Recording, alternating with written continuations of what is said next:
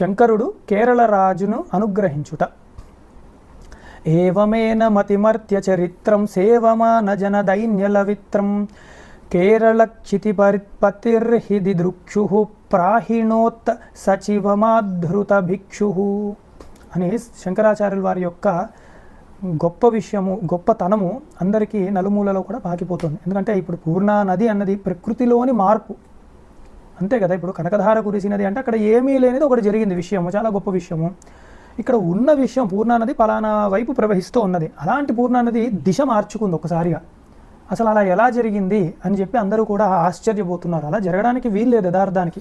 ప్రకృతిలో మార్పులు అంటే ఏదో ఎండాకాలంలో వర్షం రావడము, లేదా వర్షాకాలంలో చలి రావడము, మహా అయితే మంచు కురవడము, లేదా వడగళ్ళు పడడము, ఇదే ప్రకృతి మార్పు మనం చూడడం. అంతేకాని నది ఇటు వెళ్ళేది ఇటు తిరిగింది ఏమిటి అన్నది చాలా ఆశ్చర్యం. దీనికే నేను ఎప్పుడూ చెప్తూ ఉంటాను, ఇలాంటి చోటలే శంకరాచార్యుల వారు ఈశ్వరుడు అని మనకు స్పష్టంగా తెలుస్తుంది అన్నమాట. ఎందుకంటే ప్రకృతి అంతా కూడా ఈశ్వరుడి యొక్క ఆధీనంలో ఉంటుంది. ఆయన సృష్టికి పూర్వమే నియమించి పెట్టాడు. ఈశనశీలత్వాత్ అంటారు. అదే అంటే శాసిస్తాడనమాట. అగ్ని పైకి మండుతూ ఉండాలి, గాలి వీస్తూ ఉండాలి, భూమి స్థిరముగా ఉండాలి. అలాగే నదులకు కూడా ఏ నది ఎటు దిక్కు ప్రవహించాలి అన్నది ఆ యొక్క నది ఆవిర్భవించినప్పుడు ఆ నియమము పెట్టి ఉన్నవాడు ఈశ్వరుడే. దాన్ని తప్పవు, అందుకే అసలు అవి దాటవు. మనమన్నా ఫలానాది ఏదైనా ఇలా ప్రవర్తించండి అంటే ఇంకోలా ప్రవర్తించడము, దానికి తగ్గ ఇబ్బందులు పాలవుతూ ఉంటాం మనం. కానీ ప్రకృతి ఎప్పుడు అలా చెయ్యదు. ఒక మనిషి ఒకటే దాడుతూ ఉంటాడు ఈ గీసిన గిరిని.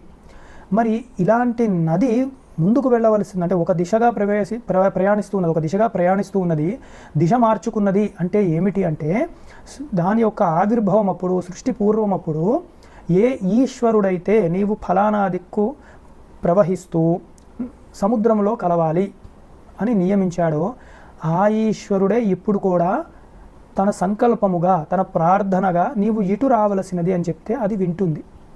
ఇంకా ఎవరు చెప్పినా వినదు, ఆ ఈశ్వరుడు చెప్తేనే వింటుంది. కాబట్టి ఇలాంటి ఒక గొప్ప సంఘటన జరిగి ఉన్నది.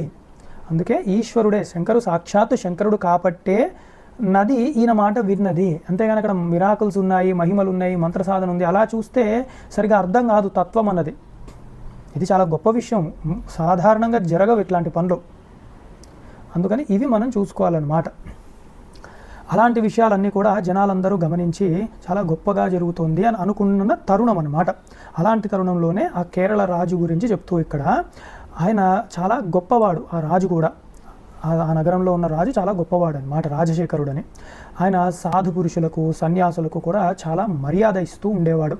ఎప్పుడూ కూడా సామాన్యమైన జనులు కూడా బాధపడకుండా, దీనత్వాన్ని పొందకుండా ఆయన ఎన్ని కార్యములు రాజుగా ఆయన చెయ్యొచ్చో, రాజ్యము నుండి ఆయన పంపించవచ్చు అంటే ధనము కానీ, ఆహారము కానీ, లేదా వృత్తి కానీ, ఇవన్నీ ఆయన చక్కగా అందరికీ అందిస్తూ ఎప్పుడూ కూడా తన మంత్రిని దగ్గర ఉంచుకొని వారి సలహాను వింటూ ఆయన ప్రవర్తిల్లుతూ ఉంటాడు. ఆ రాజు ఒకానొక రోజు తన యొక్క దగ్గర ఉన్న మంత్రిని పిలిచి శంకరాచార్యులు వారి యొక్క చరిత్ర తెలుసుకొని, ఆ మహత్తును తెలుసుకొని వారిని సత్కరించవలసినది, రాజ్యానికి పిలిపించాలి అని చెప్పి మంత్రిని పంపించాడనమాట. సోప్యతంద్రితమభీరుపదాభిః ప్రాప్యతం తదును సద్విరదాభిః ఉక్తిభిః సరసమంజుపదాభిః శక్తిభృత్సమమజిజ్ఞపదాభిః అని ఆయన, ఆ మంత్రి కూడా చాలా మంచివాడు, సత్పురుషుడు, తను కూడా సమభావన కలిగినవాడు. అట్లాంటి మంత్రి గొప్ప గొప్ప ఏనుగులని తీసుకొచ్చి, గుర్రాలని తీసుకొచ్చి, దాని మీద నగలు, వస్త్రములు అవన్నీ కూడా తీసుకొచ్చి శంకరాచార్యుల వారి దగ్గరకు వెళ్ళారనమాట. 7 ఏళ్ళ శంకరాచార్యుల వారు, మీరు అది బాగా గుర్తుపెట్టుకోండి, ఎప్పుడు బాలశంకరుడు అలాంటి స్థితిలో ఉన్నాడనమాట, అంత గొప్పగా. అట్లాంటి శంకరాచార్యుల వారి దగ్గరికి వెళ్ళి నమస్కరిస్తూ వినయముతో ఇలా అంటున్నాడు ఆ మంత్రి. యస్య నైవ సదృశో భువి బోధా దృశ్యతే రణశిరస్సు చ యోధా తస్య కేరళ నృపస్య నియోగాత్ దృశ్యసే మమ చ సత్కృతి యోగాత్ అని. ఈ కేరళ రాజ్యానికి రాజశేఖరుడు అని గొప్ప రాజు ఉన్నాడు. ఆయన చాలా మహిమాన్వితుడు, ఆయన కూడా అంటే గొప్పవాడు. ఎప్పుడూ కూడా తను జనాల యొక్క హితమునే కోరుకుంటూ ఉంటాడు. యుద్ధములో కూడా ఎప్పుడు వెనుతిరగని గొప్ప యుద్ధనీతి కలిగిన వాడు, బుద్ధిశాలి కూడా. ఇట్లాంటి రాజు భూమిలో వేరొకడు మనకి కనపడడు. తన రాజును తను పొగుడుకోవడంలో తప్పేమీ లేదు. ఆ రాజు కూడా అంత గొప్పవాడే. ఆ రాజు యొక్క పుణ్య పరిపాకము వల్ల మీ యొక్క దర్శనం నాకు లభించినది. అంటే రాజు యొక్క తిండి తింటున్నాడు కదా, అదే అన్నమాట అక్కడ చెప్పేది. అందుకని ఆయన చేసుకున్న పుణ్య విశేషము వల్ల మీలాంటి వాళ్ళు ఇక్కడ ఉన్నారు, నాకు ఆ భాగ్యము దొరికినది మీ వరకు పంపించడానికి, అందుకని నా యొక్క జన్మ చరితార్థమైనది అని చెప్తున్నాడు అనమాట. అంటే ఎంత వినయంతో ఉన్నాడో మంత్రి తెలుస్తోంది. రాజితాభ్రవసనైర్విలసంతః పూజితా సదసి యస్య వసంతః పండితాః సరసవాదకథాభిః ఖండితా పరగిరో వితధాభిః అని మా రాజుగారు చెప్పినట్టు ఆయన ఎలా ఉన్నారు అంటే పండితులు తనని పూజిస్తూ ఉంటారు, అంటే సత్కరిస్తూ ఉంటారు ఎప్పుడు. అంత గొప్ప శీలము కలిగిన వాడు, ఎప్పుడు కూడా చక్కటి వస్త్రములు ధరించి ఉన్నవాడు మా రాజు. సత్యవాక్యే పలుకుతూ ఉంటాడు. పండితులతో కూడా ఆయన సభలు పెట్టి తర్కములు వాదములు అవన్నీ కూడా ప్రోత్సహిస్తూ ఉంటాడు. దేనికి అంటే శాస్త్రాన్ని నిలబెట్టడానికి, శాస్త్ర మర్యాదను తెలుసుకోవడానికి. నిత్యము కూడా విద్యను అభ్యసిస్తూ నేర్చుకునే స్వభావం ఉన్నవాడు, పండితులను కూడా ఎప్పుడు సత్కరించే స్వభావం ఉన్నవాడు అని చెప్తున్నారన్నమాట. సోయమాజిజిప్త సర్వమహీపః స్తూయమాన చరణ కులదీపః పాదరేణుమవనం భవభాజామాదరేణ తవ విందతు రాజా. తను ఎంత గొప్పవాడు అంటే రణరంగంలో ఎప్పుడు కూడా శత్రువుల్ని జయిస్తూ ఉండేవాడు.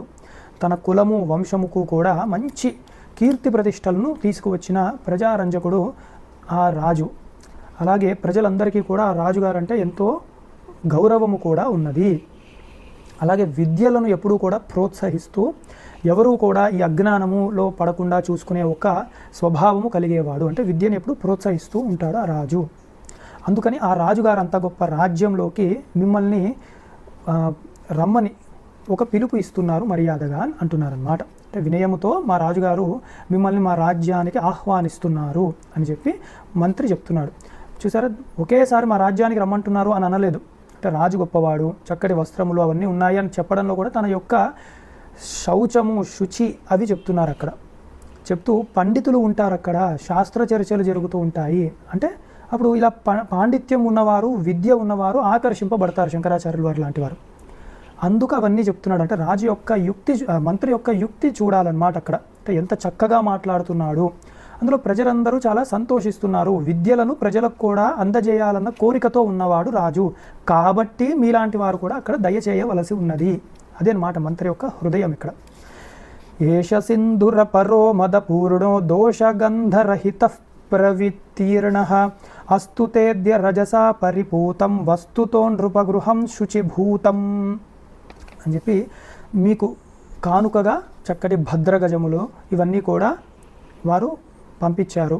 భద్రగజములు చాలా గొప్పవి, మంచి జాతికి చెందినవి, ఏ దోషము లేనివి. ఇవన్నీ కూడా వీటిని మీరు అలంకరించవలసి ఉన్నది అని చెప్తున్నారన్నమాట.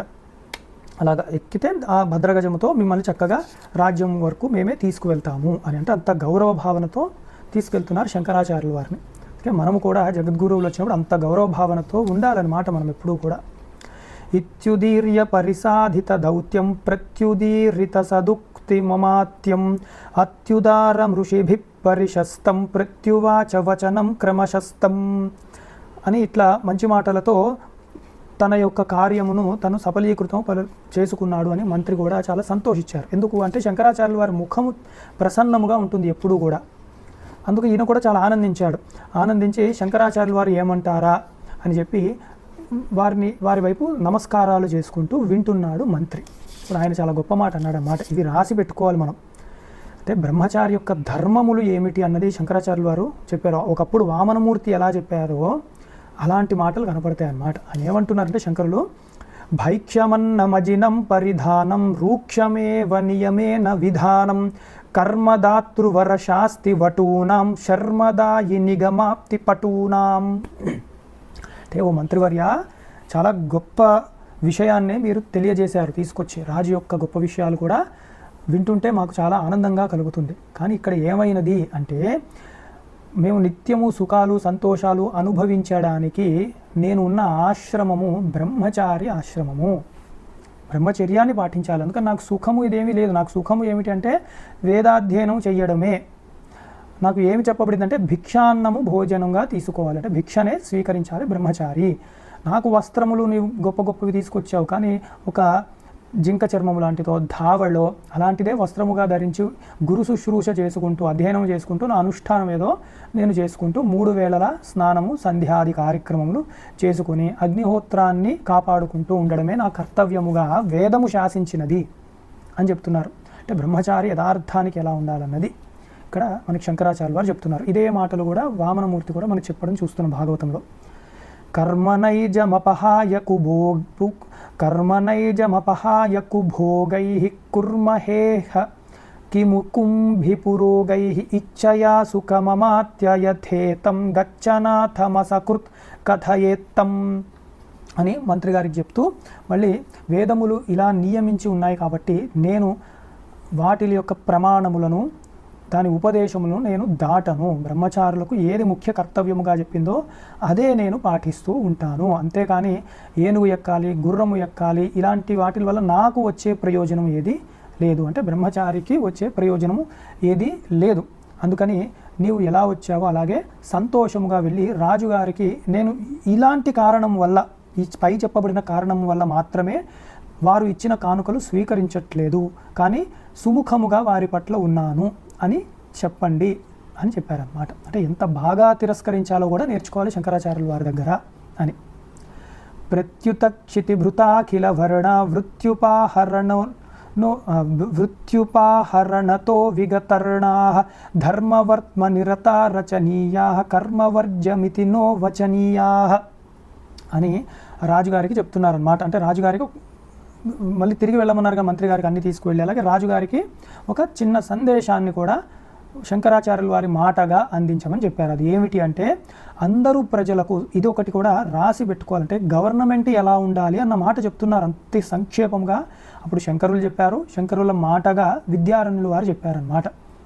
విద్యారణ్యులు వారు అంటే సామాన్యులు కాదు కదా, కర్ణాటక సింహాసన ప్రతిష్టాపనాచార్యులు వారు. అంటే ఇనేవే ఒక గవర్నమెంట్ని ఫార్మ్ చేశారు వారు అప్పుడు, అంతే కదా. అంత గొప్పవారు చెప్తున్నారు రాజులు ఎలా ఉండాలి, లేదా రాజ్యము ఎలా ఉండాలి, రాజు యొక్క బాధ్యత ఏమిటి ముఖ్యంగా అంటే ప్రతి అందరూ కూడా ప్రత్యుత క్షితి భృతాఖిల వరణ వృత్యుపాహరణతో విగతరణాహ అంటే అందరికీ కూడా వారి యొక్క ఆశ్రమములు వర్ణములకి తగ్గట్టుగా చక్కటి ఉపాధులను కల్పించవలసిన బాధ్యత రాజుది. వారు ఏ విషయాలలో నైపుణ్యాన్ని పొంది ఉన్నారో అంటే స్కిల్ ఏదుందో మనుషులకు దానికి తగ్గ ఉపాధిని అందించవలసినది రాజు యొక్క బాధ్యత. అది చెప్తున్నారనమాట. అంటే గవర్నమెంట్ అవి దేనికి ఉన్నది అంటే కేవలం 6 రోల్సే కాదు, ప్రతి వాళ్ళకి చదివిపిస్తున్నాం. ఇన్ని వేల మంది ప్రతి సంవత్సరం పాస్ అయ్యి బయటకు వస్తున్నారు. వారు ఏమి చేయాలి, దానికి తగ్గ ఉపాధి చేయాలన్నమాట. అంతేగాని ఏ స్కీములు పెట్టాలి, ఎలాంటి షాపులు పెడితే ట్యాక్సులు ఎక్కువ వసూలు చేస్తే ఇవి కాదు. ఉపాధి కనుక ఇవ్వగలిగితే జనాలు చక్కగా వారికి ధనము వస్తుంది, ఆ ధనము నుండి వారు ట్యాక్సులు కట్టడమో ఏదో చేస్తారు. ఇప్పుడు అలా లేదు. చూస్తే మీరు ఎలా ఉందంటే ఏదో ఒక పెట్టకూడని షాపులు పెట్టాలి, అమ్మకూడని వస్తువులు అమ్మాలి. ఎందుకంటే అమ్ముతున్నారంటే దాని నుండి ట్యాక్సులు ఎక్కువ వసూలు చేయొచ్చు, కమిషన్లు ఎక్కువ రావచ్చు. అలా తయారవ్వకూడదు. దానివల్ల తప్పుదారి పడుతున్నారు, ఆరోగ్యాలు పాడవుతున్నాయి. ఇవి చాలా దుర్మార్గం అనే చెప్పవలసి ఉంటుంది. కాస్త డబ్బు ఉన్నది తెలివైన వాళ్ళు ఉన్నారంటే వారు విదేశాలకు వెళ్ళిపోతున్నారు, విదేశాలలో అక్కడ బాగుపడుతున్నారు, విదేశం గొప్పగా అయిపోతుంది అన్నమాట. ఏది ఇలా అంటే ఈ ధనము పరంగా చూస్తే. అందుకని మనకి ఇది అన్నమాట లోటుపాట్లు. అలా కాకుండా అందుకే శంకరాచార్యులు వారు ఏం చెప్తున్నారంటే వృత్తులు అందరికీ వస్తుందా, అందరికీ ఉపాధిని కల్పిస్తున్నారా మీరు అంటే ఖాళీగా ఎవరు ఉండకూడదు. మనకి ఇప్పుడు ఏమైంది, ఫ్రీ స్కీములు ఇవి పెడుతూ ఉంటారు. నిజంగా అవసరం ఉన్న వాళ్ళకి ఇస్తున్నారా, చాలా మంచిది. అలా ఇవ్వడం వల్ల వారు చేసే వృత్తిలో ఇబ్బందులు పడకుండా కొంచెం బాగుపడుతున్నారా, అది చాలా మంచిది. అలా అందే వాళ్ళకి అందితే మంచిదే ఎప్పుడు కూడా, అంటే ఈ కాలంకి. కానీ నిజానికి వృత్తి ఎప్పుడు ఇవ్వగలిగితే వారి కాళ్ళ మీద వాళ్ళు నిలబడుతూ ఉంటారన్నమాట. ఎందుకు ఆధారపడాలి? అందుకు ఎప్పుడు కూడా ఉపాధిని కల్పించాలి అన్నది తెలుసుకోవాలి మనం. ఎప్పుడు కూడా ఒకళ్ళు తక్కువ ఒకళ్ళు ఎక్కువ కాదు, అందరూ సమానమే. ఎప్పుడు అది గుర్తుపెట్టుకోవాలి. ఎవరి పని వాళ్ళు చేసినప్పుడు అది గొప్ప పని అవుతూ ఉంటుంది. అందుకని ఎవరి పని దగ్గరికి వచ్చినప్పుడు వాళ్ళు గొప్పవాళ్ళు అవుతూ ఉంటారన్నమాట. అలాగ అందుకని ఆ ఉపాధులు ఎప్పుడు కల్పించాలి. అట్లాగే ధర్మవర్త్మ నిరత రచనీయా, ధర్మము ఎలా పాటించాలి అన్నది కూడా నీవు దగ్గరుండి చూసుకుంటూ ఉండాలి. అంటే నీకు తెలియాలి అసలు అంటూ ధర్మాన్ని పాటిస్తున్నారా ఏమిటంటే దేవ ఋషి పితృ కార్యములు వాళ్ళు చక్కగా చేయగలుగుతున్నారా, ఆ రుణముల నుంచి విముక్తులు అవ్వగలుగుతున్నారా, అంటే వారు చక్కటి లోకములకు కూడా వెళ్ళాలి, చిత్తశుద్ధి కలగాలి, అలాంటి మార్గములో రాజ్యము ఉంటున్నదా, ఆ విషయం యందు ఎక్కువగా దృష్టి పెట్టాలి అని చెప్తున్నారన్నమాట. ఎవరూ కూడా స్వధర్మాన్ని విడిచిపెట్టకుండా చూసుకునే బాధ్యత కూడా రాజుకి ఉండాలి అని చెప్తున్నారన్నమాట. లేదా వ్యవస్థలో అస్తవ్యస్తం అయిపోతూ ఉంటుంది. అలాగే అవినీతి హింసలు లేకుండా కర్మలను వదిలిపెట్టకుండా ఉండేటట్టు ఉండాలి. అందరూ కూడా సమభావనతో సమానముగా చూడబడుతూ ఉండాలి అని ఇవి నేను రాజుగారికి చెప్పాను అని చెప్పండి అన్నారన్నమాట. తర్వాత మంత్రి గారు అలాగే తీసుకువెళ్ళారన్నమాట ఆ మాటని.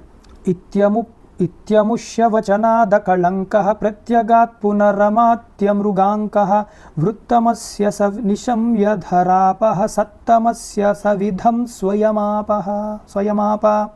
అని ఆ శంకరాచార్యుల వారి యొక్క స్వచ్ఛమైన మాటలు, రాజుకి చెప్పిన హితబోధములు అవన్నీ కూడా మంత్రి గారు జాగ్రత్తగా రాజుగారికి చెప్పారు. ఆ రాజు చాలా గొప్పవాడు కాబట్టి శంకరాచార్యుల వారి యొక్క సందేశాన్ని సహృదయంతో స్వీకరించి, ఇంత గొప్ప మంచి మాటలు చెప్పారా నన్ను ఉద్దేశించి, మన రాజ్యాన్ని ఉద్దేశించి, ఎంత గొప్ప జగద్గురువులైనా అని చెప్పి మనమే వెళ్దాము వారి దర్శనానికి అని చెప్పి రాజుగారే మళ్ళీ బయలుదేరారు. అది అన్నమాట. అంతేగాని రాజు నాకు చెప్పడం ఏమిటి అది కాదు, అక్కడ అదే తెలుసుకోవాలన్నమాట, దేని మర్యాద దానిదే.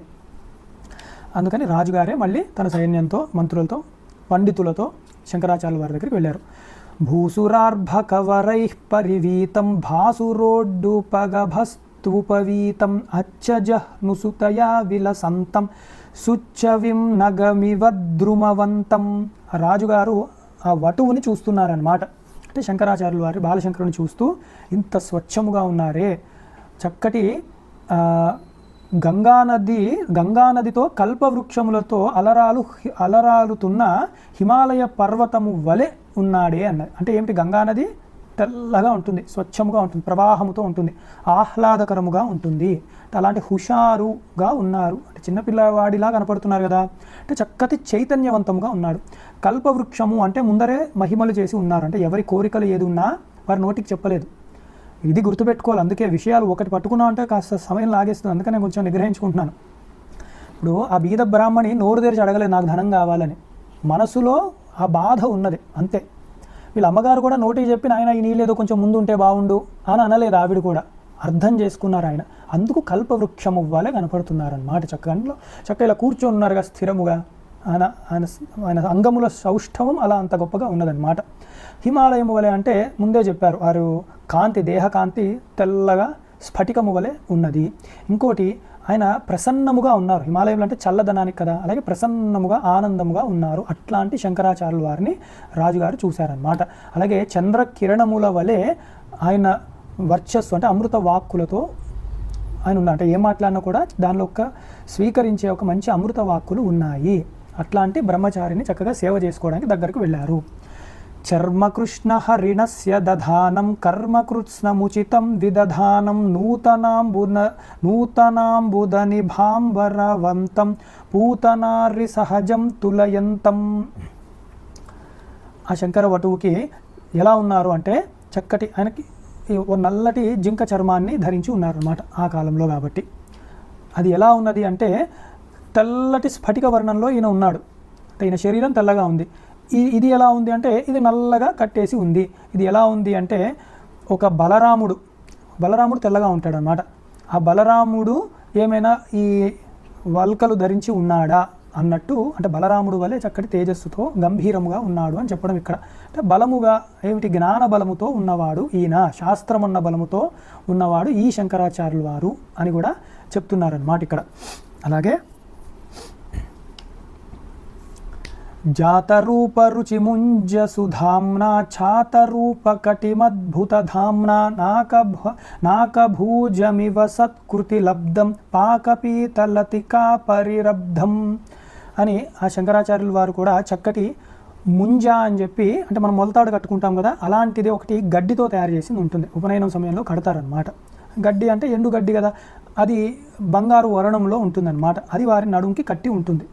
అలాంటిది కట్టి, అంటే అది జారిపోకుండా ఆ వల్కలు అవన్నీ కూడా అలా కట్టి ఉంటుంది అన్నమాట, మొలతాడు వలె. అది కట్టుకొని ఉన్నారు శంకరాచార్యుల వారు. అది ఎలాగ ఉంది అంటే కల్పవృక్షముకి పసుపు రంగు తీగలు ఇలా అల్లుకుంటే ఎలా ఉందో అట్లా ఉన్నది అని వర్ణించారనమాట. అంటే వారు కల్పవృక్షము లాగా ఉన్నారని ముందు చెప్పారు కదా, అందుకని దాని వర్ణనే ఇది చక్కగా ఒక తీగ ఏదైనా కట్టుకుని ఉన్నదా అన్నట్టు. అంటే ధర్మము ఈయనను ఆశ్రయించి ఉన్నదా అని చెప్తున్నారు అక్కడ. సస్మితం మునివరస్య కుమారం విస్మితో నరపతిర్బహువారం సంవిధాయ వినతిం విరదానే తం విధాతృ సదృశం భువి మేనే అని ఆ చక్కటి ప్రసన్న భావముతో నవ్వుతూ చిరుమందహాసముతో అన్ని గుణములకు ఆలవాలమైన ఈ బాల వటువు శంకరాచార్యుల వారా అన్నట్లు ఉండగా వారిని అప్పుడు ఈ రాజశేఖరుడు చక్కగా దర్శించి ఉన్నారన్నమాట. దర్శించి మాటి మాటికి నమస్కారం వంగి వంగి కూడా నమస్కారం చేస్తూ అంటే తన వినయాన్ని ప్రకటిస్తున్నారన్నమాట. ఆ బ్రహ్మ తేజస్సు యందు చేస్తూ ఆ విద్యామూర్తికి నమస్కారములు చేసుకుంటూ ముగ్ధుడై ఆయన యందు నుంచొని ఉన్నాడు రాజశేఖరుడు. తేన పృష్టకుశలక్షితిపాలః స్వేన సృష్టమథ శాస్త్రవకాలః హాటకాయుత సమర్పణ పూర్వం నాటకత్రయమవోచద పూర్వం అని ఆయన కొన్ని సంభాషణలు చేస్తూ నమస్కరించుకున్నాక 2-3 కుశల ప్రశ్నలు అడుగుతారు కదా శంకరాచార్యుల వారు. బాగున్నారా, ఎలా ఉన్నారు, రాజ్యం బాగుందా అని అలా కుశల ప్రశ్నలు అడుగుతారనమాట. అంటే ఐస్ బ్రేకింగ్ అంటాం ఈ కాలంలో అట్లా. అంటే ఎంత వినయంతో భయంతో కూడా ఉంటారు విద్యామూర్తుల దగ్గరికి వెళ్ళినప్పుడు. అందుకని వారు చక్కగా సహృదయ భావాన్ని కల్పించడానికి అని చెప్పి 2-3 కుశల ప్రశ్నలు అడుగుతూ ఉన్నారన్నమాట. అవన్నీ చెప్తూ అప్పుడు చూడండి, అందుకే ఇక్కడ శత్రుభయంకరుడైన ఆ రాజు శంకరుడిని చూస్తూ నమస్కరించారన్నారు. అంటే శత్రువులందరినీ భయపెట్టేవాడే రాజు, కానీ శంకరుల దగ్గర మటుకు వినయాన్ని ప్రకటిస్తూ ఉన్నవాడు ఆయన. 10,000 బంగారు ముద్రికలు అంటే బంగారు నాణములు శంకరాచార్యుల వారికి మళ్ళీ సమర్పించుకొని సేవగా తను 3 నాటకములు రాశాడనమాట. అంటే కొన్ని నాటకాలు ఆయన రాశాడు. వాటిని ఒకసారి పరిశీలిస్తారా, దీనిలో ఏమైనా దోషములు ఏమైనా ఉన్నాయా, అవి కరెక్ట్ చేస్తారా అని చెప్పి శంకరాచార్యుల వారి పాదముల వందు పెట్టారనమాట. తద్రసార్ద్ర గుణరీతి విశిష్టం భద్రసంధి రుచిరం సుకవీష్టం సంగ్రహేణ నిశమ్య సువాచం తం గృహాణ వరవిత్యముమూచే అని ఆ 3 నాటకములని కూడా చూసి నవరసములు దీనిలో ఉన్నాయి, చాలా గొప్పగా ఉన్నాయి అని శంకరాచార్యుల వారు ఒక రాజు అయి ఉండి చక్కటి కళలను యందు మీరు ఆసక్తి కలిగిన వారు, అందుకే మీ యొక్క రాజ్యంలో కూడా అందరూ ఈ పండితులు వారందరూ కూడా ఉన్నారు అని చాలా ఆనందించి ఏదైతే అక్కడ కొన్ని సవరించాలో అవన్నీ సవరించి ఉన్నాడు శంకరాచార్యుల వారు. సవరించి ఆ రాజుని రాజుతోనే అన్నారన్నమాట శంకరాచార్యుల వారు, మీకు ఏదైనా తీరని కోరిక ఉన్నదా అని అడిగారనమాట రాజుగారిని. తాం నితాంత హృదయంగమసారాం గాం నిశమ్య తులితామృతధారాం భూపతి సరచితాంజలి బంధ స్వోపమం సుతమియేష సుసంధ అని అంత గొప్ప మధురమైన వాక్కులు మాట్లాడుతున్న ఆ శంకరాచార్యుల వారు వారే నీకు ఏదైనా కోరిక ఉన్నదా అని అడగగా రాజుకి ఇంకా ఆనందానికి అంతూ లేదనమాట. చాలా సంతోషించి ఎంతో కాలం నుంచి పుత్ర సంతానం గురించి ఎదురు చూస్తున్నానండి, లేకపోతే రాజ్యము అరాచకమయ్యే అవకాశం ఉన్నది, అంటే రాజు లేకుండా పోవచ్చు తర్వాత, అందుకని కొంచెం అదొకటి చింతన ఉన్నదండి అని తన యొక్క బాధను శంకరాచార్యుల వారి దగ్గర చెప్పుకున్నాడనమాట. నోహితాయ మమహాటకమే తద్దేహినస్తు గృహవాసి జనాయ ఈహితం తవ భవిష్యతి శీఘ్రం యాహి పూర్ణ మనసేత్యవదత్తం అని ఆ బ్రహ్మచారికి కూడా, అంటే బ్రహ్మచారికి 10,000 బంగారు నాణములు ఇచ్చారు కదా అని చెప్తూ శంకరాచార్యుల వారు నాకు ఈ నాణములతో పని లేదండి, ఇదివరకే మీ మంత్రి గారికి కూడా చెప్పాను, నాకు ప్రత్యేకంగా ఏమీ లేదు, కానీ స్వీకరించారు. దేనికి ఏమి చెప్తున్నారంటే దాన్ని ఎలా వినియోగించాలో అది చెప్తున్నారు అన్నమాట శంకరాచార్యుల వారు. అగ్రహారములలో చాలా అవసరము ఉంటుంది, వారు గొప్ప గొప్ప కార్యములు చేస్తూ ఉంటారు, గృహస్థులకు ఎన్నో కార్యములు చేయవలసిన అవసరం ఉంటుంది, గృహస్థులు దాన ధర్మములు చేయాలి, వారు పేదరికంతో ఉండకూడదు. అందుకని మీరు ఈ నాణములన్నీ కూడా చక్కగా ఈ గృహస్థులకు, అగ్రహారంలో ఉన్న వాళ్ళకి, దీనులకు, అవసరమైన వాళ్ళకి వారికి చక్కగా పంచితే వారి యొక్క ఆశీర్వాదాలు కూడా మీ అందు ఉండి మీరు అనుకున్న కోరిక కూడా అతి త్వరలో మీకు లభిస్తుంది అని చక్కటి మాటను చెప్పారనమాట. రాజవర్య కులవృద్ధి నిమిత్తాం వ్యాజహార రహసి శృతి విత్తాం ఇష్టమస్య సకలేష్ట విధాతు తుష్టిమాపహితయా క్షితినేత. పైన మాట అందరికీ చెప్పి తర్వాత రాజుగారిని ప్రత్యేకంగా దగ్గరికి పిలిచి శంకరాచార్యుల వారు చెప్తున్నారనమాట. ఇలాగ మీరు ఇందాక చెప్పినట్టు దాన ధర్మములు చేయండి, అది ఎలాగూ కాపాడుతుంది వంశాన్ని. అట్లాగే వేదములో పుత్రకామేష్టి అని ఒకటి చెప్పబడి ఉన్నది. అది మీరు చక్కగా భక్తి శ్రద్ధలతో దాన్ని పాటించండి. అప్పుడు మీరు చేసిన దాన ఫలము, వేదాన్ని నమ్ముకుని చేసిన ఒక కర్మఫలము, ఈ రెండూ కూడా మిమ్మల్ని కాపాడి అతి శీఘ్రముగా మీకు పుత్ర సంతానము లభిస్తుంది అని చెప్పి వేద ప్రమాణాన్ని శంకరాచార్యుల వారు రాజుకి మాత్రమే చెప్పారన్నమాట. అందరికీ చెప్పవలసిన అవసరం లేదు అది. అందుకని సవిశేష విదా సభాజిత కవిముఖ్యేన కళాభృతాం వరః అగమత్కృతకృత్య ధీర్నిజాం నగరీమస్య గుణానుదీరయన్ అని ఆ శాస్త్రములు యందు ఎప్పుడూ కూడా విశ్వాసము కలిగిన ఆ రాజు కూడా సాక్షాత్తు చెప్పినవాడు ఈశాన సర్వ విద్యానాం అని చెప్పబడే శంకర అవతారముతో ఉన్న బాలశంకరుడే కాబట్టి ఆయన అందరినీ ఇంకా సత్కరించి గౌరవించి మర్యాదతో శంకరాచార్యులు వారు చెప్పిన మాటలన్నీ విని అలాగే దాన ధర్మములు చేసి పుత్రకామేష్టి కూడా ఆయన శాస్త్రీయముగా చేసి అప్పుడు తను ఆ పుత్ర సంతానాన్ని పొంది ఉన్నాడు తర్వాతి కాలములో అని ఇక్కడ తెలుస్తోంది మనకి. తర్వాతి అంశం ఇక్కడ 3వ అంశం ప్రారంభమవుతుంది వాళ్ళ రోజున. తర్వాతి అంశం ఏమిటి అంటే మహర్షులు శంకరుని చూడడానికి మహర్షులు శంకరాచార్యుల వారిని చూడడానికి రావటం జరిగిందనమాట ఒకానొక సమయంలో. అది ఏమిటి, అసలు మహర్షులు ఎవరు, శంకరాచార్యుల వారిని చూడడానికి ఎందుకు వచ్చారు అన్నది ఇక్కడ తెలుసుకోవాలి మనం. ఆ యొక్క